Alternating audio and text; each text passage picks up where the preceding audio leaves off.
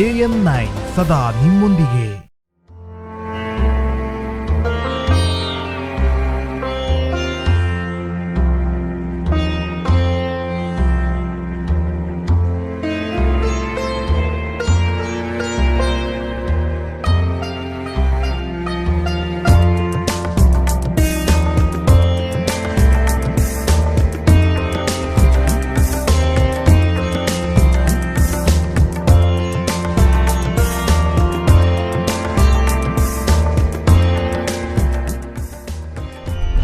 ಈ ಒಂದು ಕರ್ನಾಟಕದಲ್ಲಿ ಹುಟ್ಟಿರೋದು ನನಗೆ ಬಹಳ ಹೆಮ್ಮೆ ಆಗ್ತಾ ಇದೆ. ಹುಟ್ಟಿದರೆ ಕನ್ನಡ ನಾಡಿನಲ್ಲಿ ಹುಟ್ಟಬೇಕಂತ ಹಾಡೂ ಆಡಿದ್ದಾರೆ. ನಮ್ಮ ಗ್ರ್ಯಾಂಡ್ ಫಾದರ್ 42 ಗ್ರಾಮಕ್ಕೆ ಎಡ್ನಾಟಮೆ ಅಂತ ಹೇಳ್ತಾರೆ, ಪಾಳೆಗಾರಾಗಿದ್ರು. ಯೂಟ್ಯೂಬು, ಮೊಬೈಲು ಎಲ್ಲ ಇದೆ. ಅವಾಗ ಏನಿಲ್ಲ ಅಂತ ಸಮಯದಲ್ಲಿ.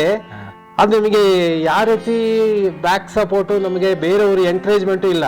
ಲೈಫಲ್ಲಿ ಏನು ಸಾಧನೆ ಮಾಡಬೇಕು, ಮುಂದಕ್ಕೆ ಹೆಂಗೆ ಹೋಗ್ಬೇಕು ಅಂತ ನಮಗೆ ಗೊತ್ತಾಗ್ತಾ ಇಲ್ಲ. ಪ್ರತಿಯೊಂದು ಫಸ್ಟ್ ಸ್ಟ್ಯಾಂಡರ್ಡ್ ಹಿಡಿದು ನಾವು ಓದೋ ತನಕ ಸ್ಪೋರ್ಟ್ಸಲ್ಲಿ ಒಂದು ದೊಡ್ಡ ಸಾಧನೆ ಮಾಡಿದ್ದೀನಿ. ಆಲ್ರೌಂಡ್ ಅಲ್ಲಿ ಹೋದ್ರೆ ಅಲ್ಲಿ ಬರೀ ಪೊಲೀಸ್ ಗ್ರೌಂಡು, ಬರೀ ಪೊಲೀಸು ಬಸ್ಗಳು, ಪೊಲೀಸ್ಗಳು ಎಲ್ಲ ಇತ್ತು. ನನಗೆ ಚಿಕ್ಕ ವಯಸ್ಸಲ್ಲಿ ಪೊಲೀಸ್ ಅಂದರೆ ನಮ್ಗೆಲ್ರೂ ಒಂಥರ ಆದರೂ ನಮಗೆ ಏನೋ ಅದನ್ನು ನೋಡ್ತಾನೆ ಒಂಥರ ಎಲ್ಲೋ ಬಂದಿದ್ದೀರಿ, ಒಂಥರ ಹೊಸ ಒಂದು ಪ್ರಪಂಚಕ್ಕೆ ಬಂದ್ಬಿಟ್ಟಿದ್ದೀರಾ ಅಂತ ತಿಳ್ಕೊಂಡು ಒಳಗಡೆ ಹೋದ್ರಿ. ನಮಗೆಲ್ಲ ಅವಾಗ ನ್ಯೂಸ್ ಪೇಪರ್ ತಗೊಳಕ್ಕೂ ಅದು ಓದಬೇಕು ಅಂತ ನಮ್ಮ ಅದೆಲ್ಲ ಆ ಥರ ಏನಿಲ್ಲ. ಅದು ಯಾರೋ ಪೇಪರಲ್ಲಿ ಬಂದಿದೆ, ನಿನ್ನ ಹೆಸರು ಬಂದಿದೆ ಅಂತ ಹೇಳಿದ್ರು. ತಕ್ಷಣ ಪೇಪರ್ನ ನೋಡಿದ್ರೆ ನನ್ನ ಹೆಸರು ಭಾಸ್ಕರ್ ಅಂತ ITI ಪಾಲಿಟಿಕ್ ಫಸ್ಟ್ ಸ್ಟೇಟಲ್ಲಿ ಬಂದಿದ್ದೀವಿ ಅಂತ ಒಂದು ಖುಷಿ ಆಯಿತು. ರಿಯಲಿ ನನ್ನ ಲೈಫಲ್ಲಿ ಫಸ್ಟ್ ಚಿಕ್ಕ ಒಂದು ಏಜಲ್ಲೇ ನನಗೆ ಹೋಗಿದ ತಕ್ಷಣ ನನಗೆ ಅವ್ರು ಎದ್ದು ನಿಂತ್ಕೊಂಡು ನನ್ನ ಬಂದಿದ ತಕ್ಷಣ ಮೇಲ್ಗಡೆ ಇದು ಮಾಡಿಕೊಂಡ್ರು. ಮದುವೆ ಬಂದು ನಾನು ನಮ್ಮ ಮನೆಯಲ್ಲಿ ಯಾರು ನೋಡಿ ಮಾಡಿಲ್ಲ. ಹೌದಾ? ಇದು ಒಂದು ಲವ್ ಮ್ಯಾರೇಜ್ ಅಂತ ಹೇಳ್ಬೇಕು. ಹೇಳ್ಬೇಕೇನು ಸರ್, ಲವ್ ಮ್ಯಾರೇಜ್ ಧೈರ್ಯವಾಗಿ ಹೇಳಿ.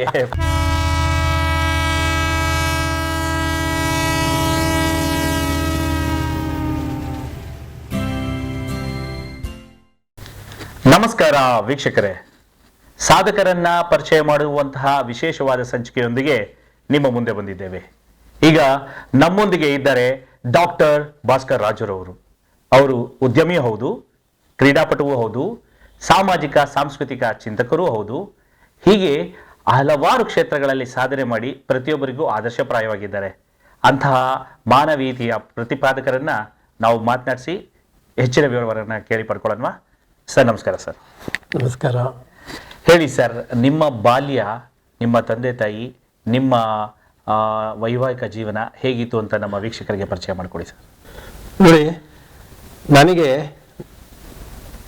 ಈ ಒಂದು ಕರ್ನಾಟಕದಲ್ಲಿ ಹುಟ್ಟಿರೋದು ನನಗೆ ಬಹಳ ಹೆಮ್ಮೆ ಆಗ್ತಾ ಇದೆ.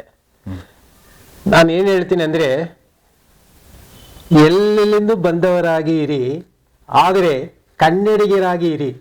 ಕನ್ನಡ ನಾಡು ಗಂಧದ ಗುಡಿ ಅಂತ ಗಂಧದ ಗುಡಿಯಲ್ಲಿ ನಾವೆಲ್ಲ ಹುಟ್ಟಿರೋದು, ನಾವು ಮಾಡಿದ ಪುಣ್ಯ. ಅದಕ್ಕೆ ಡಾಕ್ಟರ್ ರಾಜ್ಕುಮಾರ್ ಹುಟ್ಟಿದರೆ ಕನ್ನಡ ನಾಡಿನಲ್ಲಿ ಹುಟ್ಟಬೇಕಂತ ಹಾಡೂ ಆಡಿದ್ದಾರೆ. ಅಂತ ಕನ್ನಡ ನಾಡಿನಲ್ಲಿ, ಅದು ಬೆಂಗಳೂರಲ್ಲಿ ನಮ್ಮ ಒಂದು 500-600 ವರ್ಷದಿಂದ ನಮ್ಮ ಒಂದು ಬೆಂಗಳೂರಲ್ಲೇ ನಮ್ಮ ಗ್ರ್ಯಾಂಡ್ ಫಾದರು ಅವರಿಂದ ಇದ್ದು, ನಮ್ಮ ಗ್ರ್ಯಾಂಡ್ ಫಾದರ್ 42 ಗ್ರಾಮಕ್ಕೆ ಎಡ್ನಾಟಮೆ ಅಂತ ಹೇಳ್ತಾರೆ, ಪಾಳೆಗಾರಾಗಿದ್ರು. ಅಂತ ಪಾಳೆಗಾರ ಇದರಲ್ಲಿ ವಂಶದಲ್ಲಿ ಹುಟ್ಟಿ ಇವತ್ತು ನಮಗೆ ಬಂದು ಒಂದು ಸಮಾಜದಲ್ಲಿ ಒಂದು ಸೇವೆ ಮಾಡೋಕ್ಕೆ ನಮಗೆ ಅವರ ಆಶೀರ್ವಾದದಿಂದ ಅದನ್ನು ನಾನು ಕಂಟಿನ್ಯೂ ಮಾಡ್ತಾ ಇದ್ದೀನಿ. ಅದ್ಭುತ ಸರ್. ನಿಮ್ಮ ತಂದೆ ತಾಯಿ ಹೆಸರು, ನಿಮ್ಮ ಪೂರ್ವಿಕರ ಪರಿಚಯ. ನೋಡಿ, ನಮ್ಮ ತಂದೆ ಅವರು ಎಲ್ಲ ನಾವೆಲ್ಲ, ನಮಗೆ ಬೆಂಗಳೂರು ಬಿಟ್ಟು ಬೇರೆ ಎಲ್ಲೂ ಯಾವ ಊರಲ್ಲಿ ಯಾರೂ ಇಲ್ಲ. ಅದೇ ನಾವೆಲ್ಲ ಬೆಂಗಳೂರವರೇ. ಅಂದ ಬೆಂಗಳೂರಲ್ಲೇ ನಾವು ಹುಟ್ಟು, ನಮ್ಮ ತಂದೆ ಬಂದು ITI Indian telephone industry government of India ಕಾರ್ಖಾನೆಯಲ್ಲಿ ಅಲ್ಲಿ ವರ್ಕ್ ಮಾಡ್ತಾ ಇದ್ರು. ಅಲ್ಲಿ ನಾನು ಹುಟ್ಟಿದ್ದು ITI ಹಾಸ್ಪಿಟ್ಲಲ್ಲೇ ಹುಟ್ಟಿ ITI ವಿದ್ಯಾಮಂದಿರ್ ಸ್ಕೂಲ್ನಲ್ಲೇ ಓದಿ ಅಲ್ಲಿ ಓದ್ತಾ ಇರೋಗ್ಲಿ ನನಗೆ ಲೈಫಲ್ಲಿ ಅವಾಗೆಲ್ಲ ನಮಗೆ ಬಂದು ಈಗ lot of things TV YouTube mobile ಎಲ್ಲ ಇದೆ. ಅವಾಗ ಏನಿಲ್ಲ ಅಂತ ಸಮಯದಲ್ಲಿ ಅದು ನಮಗೆ ಯಾವ ರೀತಿ ಬ್ಯಾಕ್ ಸಪೋರ್ಟು, ನಮಗೆ ಬೇರೆಯವರು ಎಂಕರೇಜ್ಮೆಂಟು ಇಲ್ಲ. ಲೈಫಲ್ಲಿ ಏನು ಸಾಧನೆ ಮಾಡಬೇಕು, ಮುಂದಕ್ಕೆ ಹೆಂಗೆ ಹೋಗ್ಬೇಕು ಅಂತ ನಮಗೆ ಗೊತ್ತಾಗ್ತಾ ಇಲ್ಲ. ಅಂತ ಒಂದು ಸಮಯದಲ್ಲಿ ಚಿಕ್ಕ ವಯಸ್ಸಲ್ಲಿ ನಮ್ಮ ಐಟಿನಲ್ಲಿ ಒಳ್ಳೆ ಒಳ್ಳೆ ದೊಡ್ಡ ವಿಶಾಲವಾದಂತ ಗ್ರೌಂಡ್ಗಳೆಲ್ಲ ಇತ್ತು.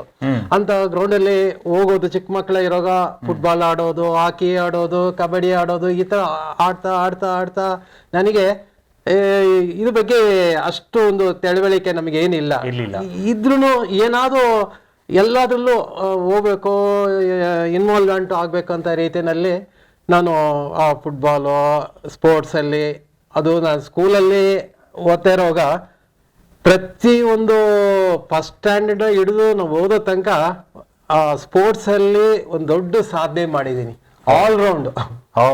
ಅದು ನಾನು ಕಬಡ್ಡಿ ತಕೊಂಡ್ರೆ ಕ್ಯಾಪ್ಟನ್ ಆಗಿದ್ದೆ, ಖೋ ತಕೊಂಡ್ರೆ ಕ್ಯಾಪ್ಟನ್ ಆಗಿದ್ದೆ, ಫುಟ್ಬಾಲ್ ಅಲ್ಲೂ ಕ್ಯಾಪ್ಟನ್ ಆಗಿದ್ದೆ, ವಾಲಿಬಾಲ್ ಕ್ಯಾಪ್ಟನ್ ಆಗಿದ್ದೆ, long jump, high jump, shot put, ಈ ತರ ಎಲ್ಲಾ ಆಕ್ಟಿವಿಟೀಸ್ ಅಲ್ಲಿ ಇದ್ದು. ಅದು ಐಟಿನಲ್ಲಿ ಅವಾಗ ಜಿಮ್ನಾಶಿಯಂ ಅಂತ ನಮ್ಮ ಐಟಿನಲ್ಲಿ ಒಂದು ಸ್ಪೋರ್ಟ್ಸ್ ಜಿಮ್ನಾಶಿಯಂ ಇತ್ತು, ಅದರಲ್ಲಿ ಹೋಗಿ ಜಾಯಿನ್ ಆದೆ. ಬಟ್ ಜಿಮ್ನಾಶಿಯಂ ಅಲ್ಲಿ ಇನ್ವಾಲ್ವ್ಮೆಂಟ್ ಮಾಡಿಕೊಂಡು ಲಾಟ್ ಆಫ್ ದ ಜಿಮ್ನಾಶಿಯಂ ಅಲ್ಲಿ ನಮಗೆ ಅದ್ ಬಗ್ಗೆ ಅಷ್ಟೊಂದು ಇದಿಲ್ಲ, ಅದನ್ನು ಏನೋ ಒಂದು ಆಕ್ಟಿವ್ ಆಗಿ ಎಲ್ಲ ಮಾಡ್ತಾನೆ ಇದೆ. ನನ್ನ ಒಂದು ಇದನ್ನ ನೋಡಿ ನಮ್ಮ ಗುರುಗಳಾದಂತ ಗೋವಿಂದರಾಜ್ ಅಂತ ಐಟಿನಲ್ಲಿ ಅವರೇ ನಮಗೆ ಆ ಜಿಮ್ನಾಶಿಯಂಗೆ ಒಂದು ಲೀಡರ್ ಆಗಿದ್ದು. ಅವರು ನನ್ನ ನೋಡಿ ಅವಾಗ ಸ್ಟೇಟ್ ಅಲ್ಲಿ ನಮ್ಮ ಇದರಲ್ಲಿ ಪೊಲೀಸ್ ಗ್ರೌಂಡ್ ಇದರಲ್ಲಿ ಒಂದು ದೊಡ್ಡ ಸ್ಟೇಟ್ ಲೆವೆಲ್ ಕಾಂಪಿಟೇಷನ್ ಇದೆ, ಅದರಲ್ಲಿ ನೀನು ತುಂಬಾ ಚೆಂದಾಗಿ ಜನರೇಷನ್ ಮಾಡ್ತಾ ಇದೆಯಾ, ನೀನು ಪಾರ್ಟಿಸಿಪೇಟ್ ಮಾಡ್ಬೇಕಂತ ನನ್ನ ಹೆಸರು ನನಗೆ ಕೊಟ್ಟರು. ಅಷ್ಟು ಸ್ಟೇಟ್ ಅಂದ್ರೆ ಏನು ಹೇಗ ಏನಂತಿಲ್ಲ, ನೀನು ಜನರೇಷನ್ ನನ್ಗೊಂಥರ ಖುಷಿ ಆಯ್ತು, ಎಲ್ಲ ಕರ್ಕೊಂಡು ಹೋಗ್ತಾ ಇದಾರೆ ಅಂತ ಹೇಳಿ ಎಲ್ಲ ನನ್ಗೆ ಕರ್ಕೊಂಡು ಜಿಮ್ನಾಶಿಯಂಗೆ ITI ರೆಪ್ರೆಸೆಂಟ್ ಮಾಡ್ಕೊಂಡು ಕರ್ಕೊಂಡು ಹೋದ್ರು. ಅಲ್ಲಿ ಹೋದ್ರೆ ಅಲ್ಲಿ ಬರೀ ಪೊಲೀಸ್ ಗ್ರೌಂಡು, ಬರೀ ಪೊಲೀಸ್ ಬಸ್ಗಳು, ಪೊಲೀಸ್ಗಳು ಎಲ್ಲ ಇತ್ತು. ನಂಗೆ ಚಿಕ್ಕ ವಯಸ್ಸಲ್ಲಿ ಪೊಲೀಸ್ ಅಂದ್ರೆ ನಮ್ಗೆಲ್ರೂ ಒಂಥರ ಆದ್ರೂ ನಮಗೆ ಏನೋ ಅದನ್ನ ನೋಡ್ತಾನೆ ಒಂಥರ ಎಲ್ಲೋ ಬಂದಿದ್ದೀರಿ, ಒಂಥರ ಹೊಸ ಒಂದು ಪ್ರಪಂಚಕ್ಕೆ ಬಂದ್ಬಿಟ್ಟಿದ್ದೀರಾ ಅಂತ ತಿಳ್ಕೊಂಡು ಒಳಗಡೆ ಹೋದ್ರಿ. ಅಲ್ಲಿ ಹೋದ್ರೆ ಲಾಟ್ ಆಫ್ ಕಾಂಪಿಟೇಷನ್ಗಳು, ಅದು ಸ್ಪೋರ್ಟ್ಸ್ ಎಲ್ಲ ಜನರೇಷನ್ ನಡೀತಾ ಇತ್ತು. ಮತ್ತು ನನ್ನ ಒಂದು ಇದನ್ನ ಬಾಲ್ಟಿಂಗ್ ಆರ್ಟ್ಸ್ ಜಿಮ್ನಾಶಿಯಂ ಅಲ್ಲಿ ನನ್ನ ಒಂದು ಇದು ಬಂತು, ಅದರಲ್ಲಿ ಪಾರ್ಟಿಸಿಪೇಟ್ ಮಾಡಿ ನನಗೆ ಎಷ್ಟೋ ಬೇರೆ ಬೇರೆ ಕಡೆ ತುಂಬಾ ಸ್ಕೂಲ್ಗಳೆಲ್ಲ ಬಂದಿತ್ತು. ಆದರೆ ನಮ್ಮ ITI ರೆಪ್ರೆಸೆಂಟ್ ಮಾಡಿದೆ, ನನಗೆ ಸ್ಟೇಟ್ ಅಲ್ಲಿ ಫಸ್ಟ್ ಪ್ರೈಸ್ ಬಂತು ನನಗೆ. ಫಸ್ಟ್ ಬಂದ್ಬಿಟ್ಟು ಜಿಮ್ನಾಶಿಯಂ ಅಲ್ಲಿ ಬಾಲ್ಟಿಂಗ್ ಫಸ್ಟ್ ಪ್ರೈಸ್ ಬಂತು. ಬಂದಿದ ತಕ್ಷಣ ನೆನ್ನೆ ನನಗೆ ಡೆಕ್ಕನ್ ಹೆರಾಲ್ಡ್ ಅಲ್ಲಿ ನಿನ್ನ ಹೆಸರು ಬಂದಿದೆ ಅಂತ ನೆಕ್ಸ್ಟ್ ಡೇ ಹೇಳ್ತಾ ಇದ್ದಾರೆ. ನನ್ನ ಪೇಪರ್ ಅಲ್ಲಿ ಫಸ್ಟ್ ಟೈಮ್ ಗೊತ್ತಿಲ್ಲ, ನನ್ಗೆ ಗೊತ್ತಿಲ್ಲ, ಯಾರು ಹೇಳಿದ್ರು ಈ ತರ. ನಮ್ಗೆಲ್ಲ ಅವಾಗ ನ್ಯೂಸ್ ಪೇಪರ್ ತಗೊಳಕ್ಕೂ ಅದು ಓದ್ಬೇಕು ಅಂತ ನಮ್ಮ ಅದೆಲ್ಲ ಆತರ ಏನಿಲ್ಲ. ಅದು ಯಾರೋ ಪೇಪರ್ ಅಲ್ಲಿ ಬಂದಿದೆ, ನಿನ್ನ ಹೆಸರು ಬಂದಿದೆ ಅಂತ ಹೇಳಿದ್ರು. ತಕ್ಷಣ ಪೇಪರ್ನ ನೋಡಿದ್ರೆ ನನ್ನ ಹೆಸರು ಭಾಸ್ಕರ್ ಅಂತ ITI ವಾಲ್ಟಿಂಗ್ ಫಸ್ಟ್ ಸ್ಟೇಟ್ ಅಲ್ಲಿ ಬಂದಿದ್ದೀವಿ ಅಂತ ಅಂದ್ರೆ ಖುಷಿ ಆಯ್ತು. ಅವಾಗ ಇನ್ನೂ ಒಂಥರ ನನಗೆ ಬಂತು.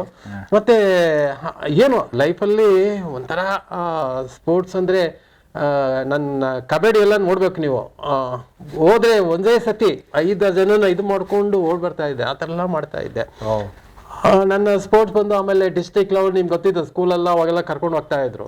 ITI ನನ್ನ ರೆಪ್ರೆಸೆಂಟ್ ಮಾಡಿಕೊಂಡು ಅಲ್ಲಿ ಕಾರ್ಪೊರೇಷನ್ ಸ್ಕೂಲು ಶಿವಾಜಿನಗರ್ಲಿ ಇದೆ, ಟಾಸ್ಕಟ್ ಟೌನ್ ಅಂತ, ಅಲ್ಲಿ ದೊಡ್ಡ ಒಂದು ಗ್ರೌಂಡ್ ಅಲ್ಲಿ ಸ್ಪೋರ್ಟ್ಸ್ ನಡೀತಾ ಇತ್ತು.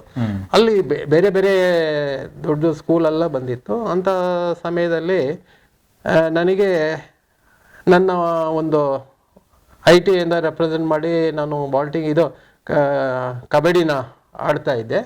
ಆಡಿದ ತಕ್ಷಣ ಅಲ್ಲಿ ಎಲ್ಲರೂ ನೋಡ್ತಾ ಇದ್ರು, ಮಾಡಿ ನನ್ನ ಆಟಗಳನ್ನ ನೋಡಿ ನಾವು ಗೆದ್ಬಿಟ್ರಿ. ಹಾಗೆ ಗೆದ್ಬಿಟ್ಮೇಲೆ ಆಮೇಲೆ ಅಲ್ಲಿ ಯಾರು ಒಬ್ಬ PT ಮಾಸ್ಟರ್ ಅಂತ ಕಾಣ, ಬೇರೆ ಸ್ಕೂಲ್ PT ಮಾಸ್ಟರ್, ಅವ್ರು ಯಾವ ಸ್ಕೂಲಪ್ಪ, ಎಲ್ಲಿ ಓದ್ತಾ ಇದೀಯಾ ಅಂತೆಲ್ಲ ನನ್ನ ಕೇಳಿದ್ರು. ಈ ತರ ನಾ ITI ಇದರಿಂದ ನೋಡಿ ನಮ್ಮ ಪ್ರಿನ್ಸಿಪಾಲ್ ನಿಂತಿದ್ದಾರೆ ಕಾಣಿಸ್ತಾ ಇದೀಯಾ ಅಂತ ಹೇಳಿದ್ರು. ಆ ಪ್ರಿನ್ಸಿಪಾಲ್ ನೋಡಿದ್ರೆ ಒಳ್ಳೆ ವೈಟ್ ಕ್ರಿಸ್ಟಿಯನ್ದು ಇದಾಕೊಂಡು ಗೌನ್ ಹಾಕೊಂಡಿದ್ರಾ? ಹಾಕೊಂಡು ಅಲ್ಲಿ ಇಟ್ಕೊಂಡಿದ್ದಾರೆ. ಹಾ. ತಕ್ಷಣ ನನಗೆ ಯಾಕೆ ಅಂದೆ, ನಿನ್ನ ಆಟ ನೋಡಿ ಅವ್ರಿಗೆ ಭಾಳ ಬಂದು ಖುಷಿ ಆಗ್ಬಿಟ್ಟಿದೆ. ಅವ್ರು ಬಂದು ಅವ್ರ ಸ್ಕೂಲಲ್ಲೇ ನೀನು ಬಂದ್ಬಿಡ್ತೀಯ ಅಂತ ಕೇಳ್ತಾ ಇದ್ದಾರೆ ಅಂತ ನನ್ನ ಕೇಳಿದ್ರು. ಯಾವ ಸ್ಕೂಲ್ ಅಂದೆ, ಸೆಂಟ್ ಝೇವಿಯರ್ಸ್ ಹೈಸ್ಕೂಲು ಶಿವಾಜಿನಗರಲ್ಲಿ ಇದೆ, ಸೆಂಟ್ ಝೇವಿಯರ್ಸು.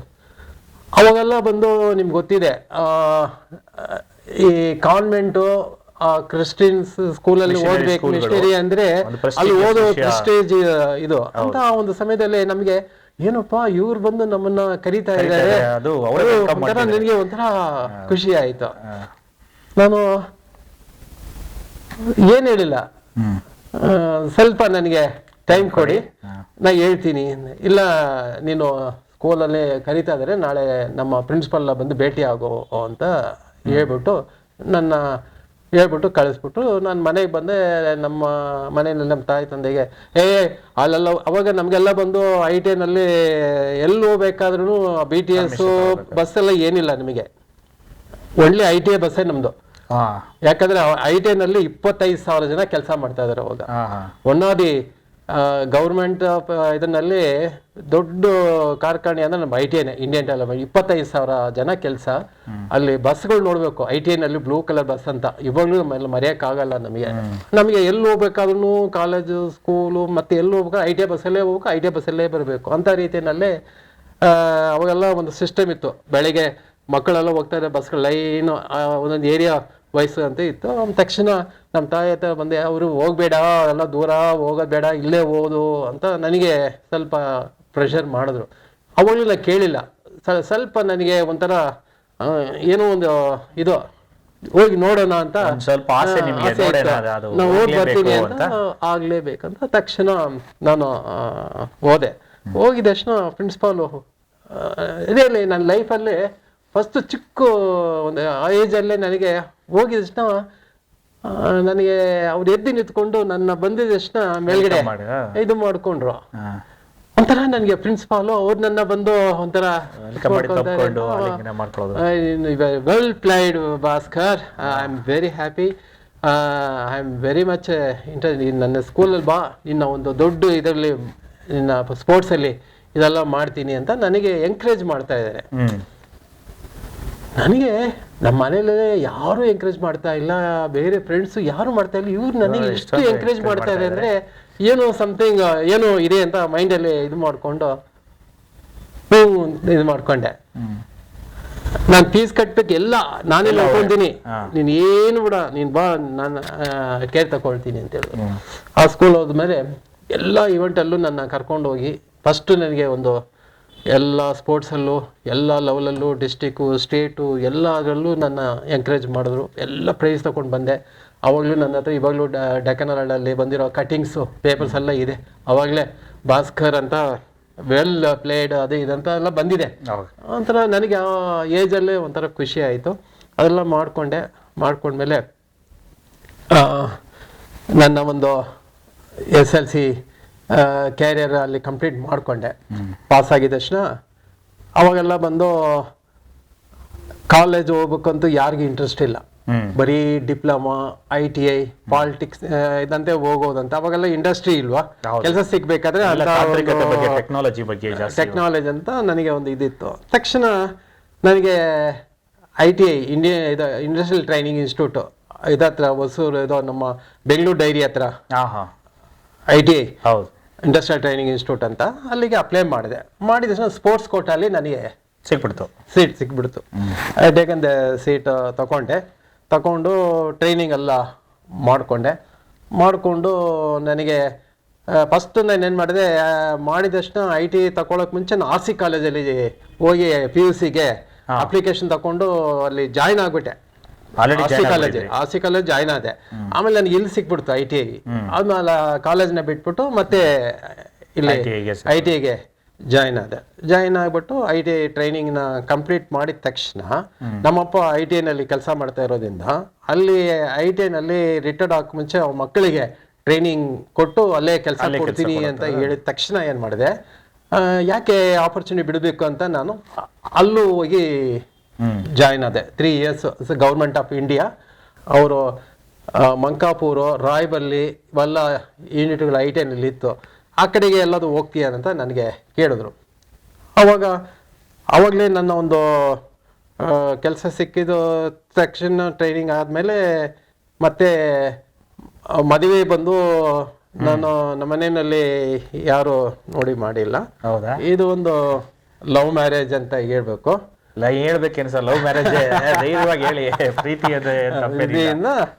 Love marriage. ಅವರು ನಮ್ಮ ITI ಇದರಲ್ಲೇ ಅಲ್ಲೇ ಕ್ವಾರ್ಟರ್ಸ್ ಅಲ್ಲೇ ಆ ಕ್ವಾರ್ಟರ್ಸ್ ಅಲ್ಲೇ ಇದ್ದವರು, ಕ್ವಾರ್ಟರ್ಸ್ ಅಲ್ಲೇ ಇದ್ದವರು.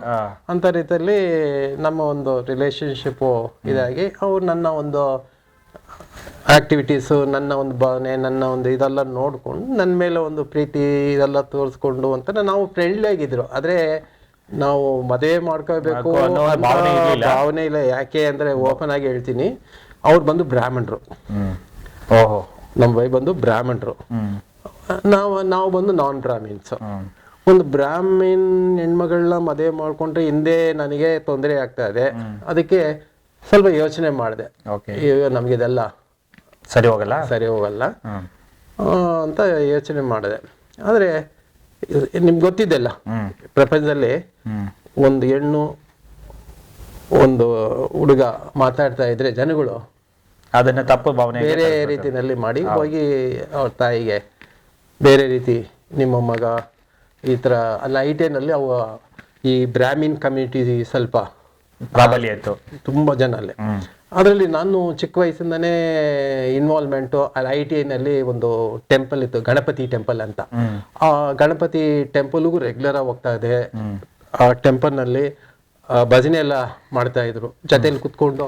ಏನು ಒಂಥರ ಕ್ರೀಡೆ ಜೊತೆಗೆ ಆಧ್ಯಾತ್ಮಿಕತೆ ಕೂಡ ಬೆಳೆಸ್ಕೊಂಡಿದ್ರಿ. ಅಲ್ಲಿ ಹೋಗಿ ಭಜನೆ ಕುತ್ಕೊಳ್ಳೋದು, ಅವ್ರ ಜೊತೆನಲ್ಲಿ ಭಜನೆ ಮಾಡ್ಕೊಂಡು ನಾನು ಇದು ಹೊಡ್ಕೊಂಡು ಭಜನೆ ಮಾಡ್ಕೊಂಡು ಆಡ್ತಾ ಇರೋದು, ಇದೆಲ್ಲ ಮಾಡ್ಕೊಳ್ಳೋದು ಒಂಥರ ಇಂಟ್ರೆಸ್ಟ್ ನನಗೆ. ಇದ್ರಲ್ಲೂ ಇಂಟ್ರೆಸ್ಟ್, ಅದರಲ್ಲೂ ಇದ್ದೆ.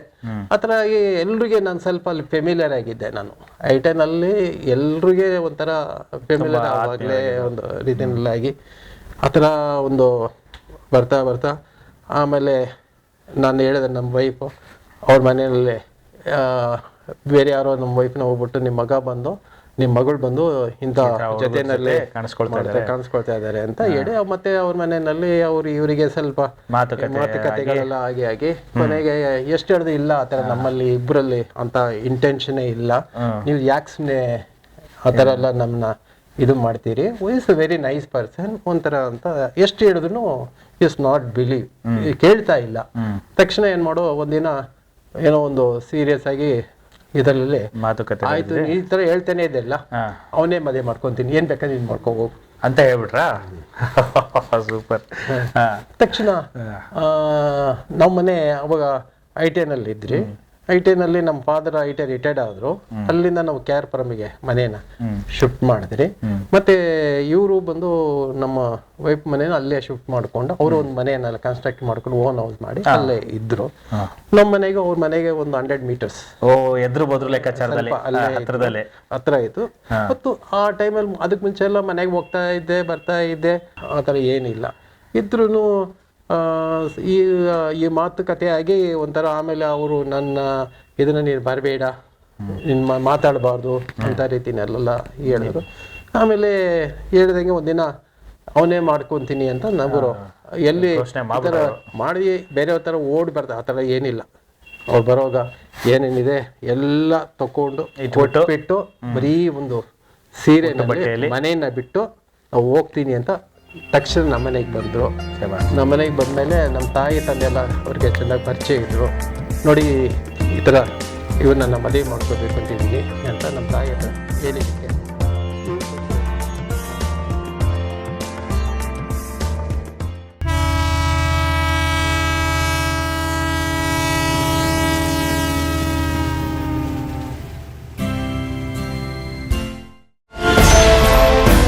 AM9 ಸದಾ ನಿಮ್ಮೊಂದಿಗೆ.